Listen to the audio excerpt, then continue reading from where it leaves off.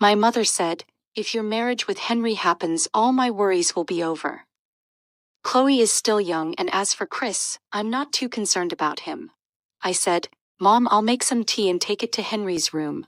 My mother was happy and said, yes, go and make some tea. And also spend some time talking to him. I made a strong tea and took it to Henry's room.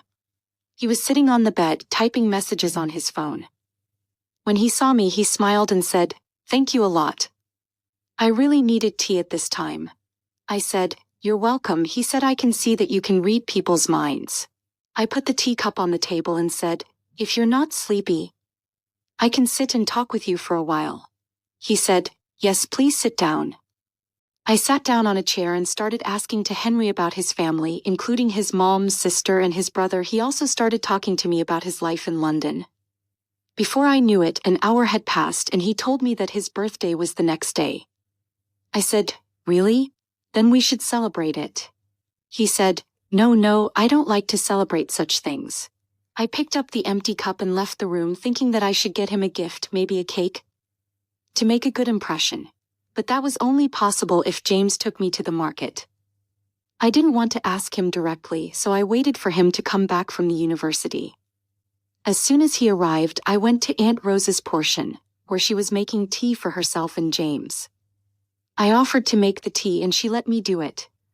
I made a strong tea, and as I was serving it, James came out of his room fresh from a shower.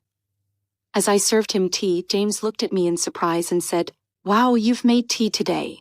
James said, where did the sun come out from today? James said, I don't know why. But it's a nice surprise.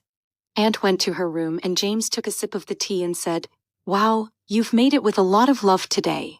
I said, do you have any assignments or tasks that I can help you with? He was taken aback and his cup stopped midair as he looked at me in surprise. I said, I was just asking because I'm free, and if you need anything about studies, I can help you.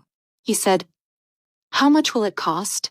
Because I used to take money from him for every task I did for him, and he would also persuade me to do it, saying, please do my assignment, I have to submit it tomorrow. Or my professor will scold me. I used to charge him €20 for urgent work and he would reluctantly pay me. But this time I said, no, don't talk like that. You're my cousin and I won't take money from you.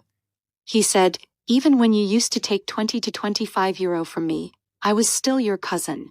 While drinking his tea, he said, I was thinking, why are you being so nice to me all of a sudden? I said, let's forget about it, tell me what you're doing now. Are you free? I asked him quickly because I knew he was planning to take a long nap.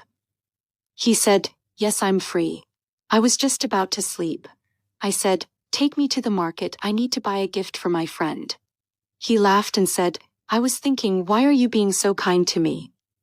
You made me tea and you're worried about my assignment and you're asking me to take you to the market. What's going on? I said, just take me or I'll go alone. He said, okay, I'll take you. Go wear something. I usually wore a traditional dress with body fully covered, but lately I had become a bit modern in front of Henry. I said, I'm already wearing a good dress, let's go like this. He said, no, go wear something good or scarf, I won't take you like this. I had to wear a scarf to please him. Then I went to the market with him and from there I bought a beautiful perfume, a men's watch, and even took his advice on what to buy. He said, what are you doing? Are you giving these gifts to your friend or to some boy? I said, I'm giving them to my friend, but she said to give her a men's watch so she can give it to her fiancé later. He said, wow. Your friend is really genius. On the way back, he stopped his bike at an ice cream shop and said, let's have some ice cream as a treat. Then I bought him an ice cream and then when we got home,